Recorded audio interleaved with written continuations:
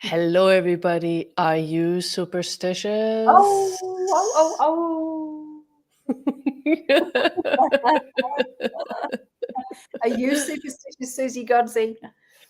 Well, I'm not sure. I mean, it's very funny because I would say, no, of course, I'm not superstitious. And then, is that true? Because sometimes you have certain beliefs or certain ideas about things and you don't even know you have them. You know, um, like I found myself a few months ago, actually, there was a ladder, and I walked under the ladder and then I was like, and then I thought, that's silly. Like, why am I like having a reaction to that? Well, the thing I have noticed, because it's Friday the 13th. You're in Europe, I'm in Australia, so it's Friday the 13th of June today, and we've just had a full moon as well. So we were having a bit of a chuckle before we went live. But this whole, notion of, oh, I've seen two black cats. I just had the flash to The Matrix. The movie The Matrix, with Keanu Reeves in it. And, whenever they saw a black cat, there was this, there's about the poo's about to hit the fan. So it's like all of these stories about superstition around particular animals and what that just puts you into a state of reaction, not being present with actually what is. And I was out for a walk the other morning somewhere where I very rarely see nature. And I always ask for the birds or the wallabies or whatever might be around to show themselves, apart from snakes.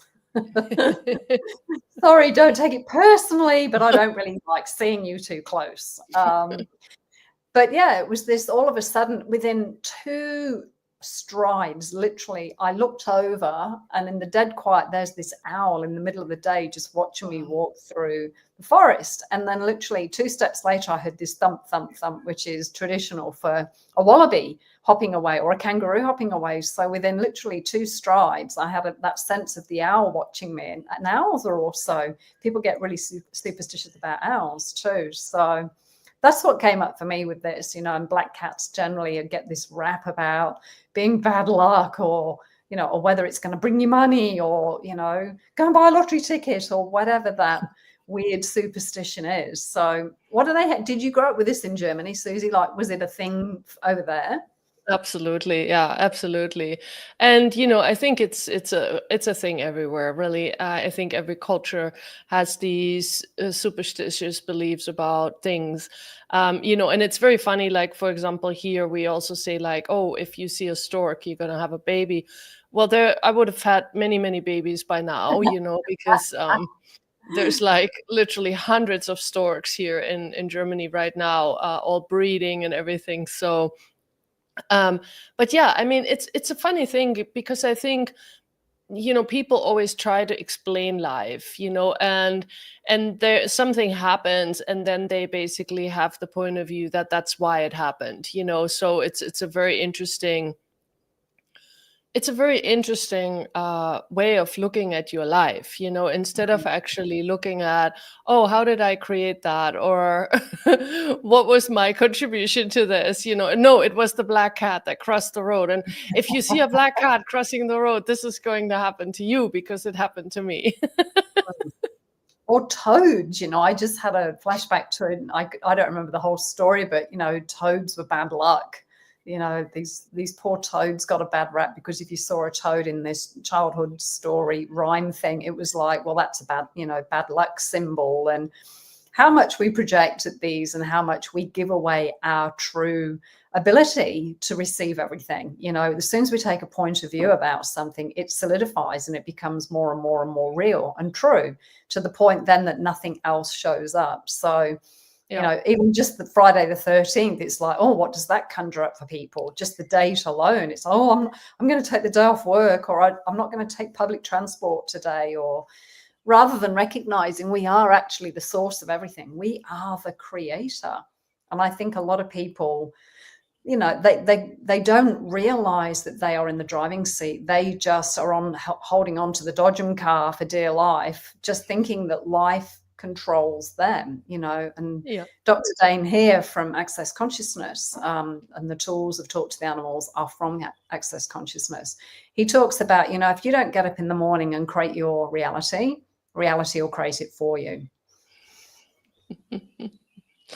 So true. Good story. And and it is interesting because you can wake up on Friday the 13th and make it a big deal, and if you do create that. So it's not Friday the 13th that created that for you, like you said, Viv, but this works in both ways. It's like you can wake up and create a day that is fabulous and wonderful because that's what you would like to create, and you can buy into the idea that, oh, today I'm going to have bad luck, and then also you will see every little notion as bad luck, which is also interesting, which is so easy. You can easily find proof to either Mm, point of view. You could find proof to either point of view, mm, like in every situation that's going on. You could say, oh, see, that's happened because today is Friday the 13th. But you could also have something positive occurring, and you could say, well, that's happened because of Friday the 13th. No, mm, neither of them happened because of Friday the 13th, really. So mm. yeah, so what do you want to choose in life? And how do you want to create your future? Do you want to create it that if you see a black cat, you're going to have a bad situation, or do you want to just greet the cat and be joyful with it? Like, what else is truly possible? Yeah, and receive. And this is something else that I love talking about with the tools that talk to the animals too, because it's about, every molecule is consciousness. Everything, even the concrete, is consciousness. It is an element of consciousness. And so if you didn't have a point of view or a judgment or a right or wrong or a belief or a superstition about anything, could you receive from everything? Could you receive from the black cats? Could you receive from the toads? And I just had another story running in my head too about, well, dragons and unicorns are also these mystical, mythical creatures that people associate to magic and power. And, there's a whole other realm of wizardry and the enchantedness of taming your dragon or having a unicorn. So there's this whole other side to the animal kingdom that people literally create these stories around, and it becomes their reality in regards, like you say, Susie, whether it's something that you receive from or you don't receive from. And even when I was talking about the snakes, it's like, you know what, guys, if I know I'm coming into your territory, but this little tiny path, it's got no shrubbery or growth or anything on it, this is not really your place. Everything else out there is yours. And so the willingness to communicate without a point of view, I can have more of a oneness and a communion with those animals and have a sense, hang on, I get the sense of the snakes around here. But when you have a point of view, you cut off that awareness. If you've got a judgment, you can't perceive that energy or that awareness. Yeah. Yeah, totally. That is so true, and oh my God, I just heard a crow behind me. Does that mean something, Viv? And it's so funny, even the movies, like you look at what was it, the Crows? Was it the Crows? There was some mad bloody like a Friday the 13th movie, this horror movie with these crows attacking people and pecking their eyes out and all sorts. It's like even in the movies they blow this whole scenario up, Freddy Krueger and Friday the 13th. It's like there's so much stuff that can get wound up around things like this, that as a little child, you're really, perceptive of all of that. And if somebody's, even if they're pulling your leg or telling stories around the campfire while you're toasting marshmallows about, wolves or scary things, that can create such a terror in a small person's life if they don't really truly get that you're pulling their leg or having a bit of a joke, So it's not about making it serious, but you just got to be aware of what you're putting into people's worlds. Well, and some people are actually quite serious, though. That's the other part about it. There are some people that are literally afraid to encounter something or walk under a, ladder, or they literally believe, okay, now something bad is going to happen. And again, I think this is the part where we really have to be aware that if we're truly indulging in that, we're going to start creating that energy. Because when you start to indulge in anything, it doesn't matter if it's good, bad, or ugly. It really doesn't matter. The universe always supports the energy that you would like to invite into your life. And so if you're inviting a certain energy into your life, it doesn't matter why, the universe supports you in that.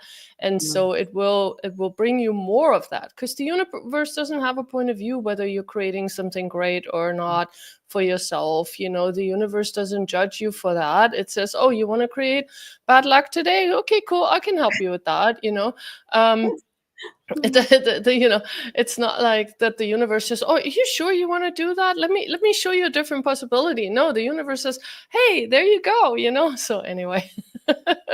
That's how potent we are, ladies and gentlemen. Your point of view is the most potent tool you've got, because it will create whatever energy, just as Susie exactly said, whatever energy, whatever association you have or definition you have of that point of view.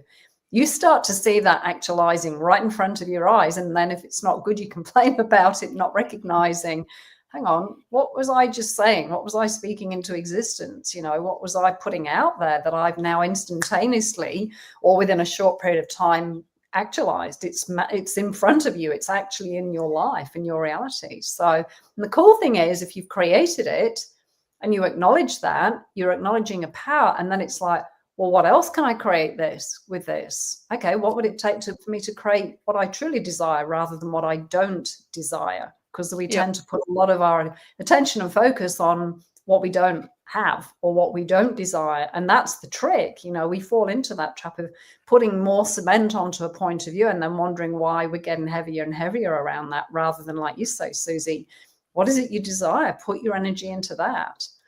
Yeah, totally. Yeah, and we have a comment too from Litsong saying that, people get busy inventing, imagining, spreading, repeating, and reacting to all crazy shit.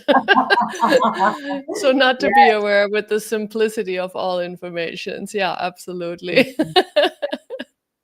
Your point of view creates your reality. Yes. Yeah. Absolutely. So, what else is possible, Susie Godsey? Yay. Are you doing anything interesting today on Friday the 13th? Well, let me look. No, I haven't really planned anything. Your day is almost over. Did you do anything today? That was no. Yeah, I have a pretty easy day today. So yeah, it's all good.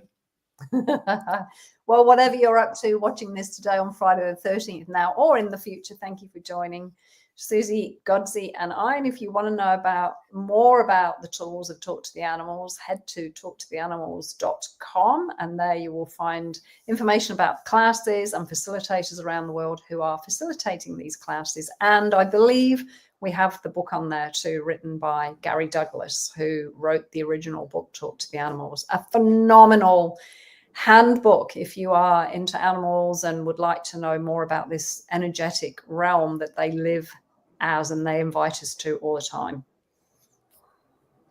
Yes. Thank you, everyone. Thank you, Viv. And we'll see you next time.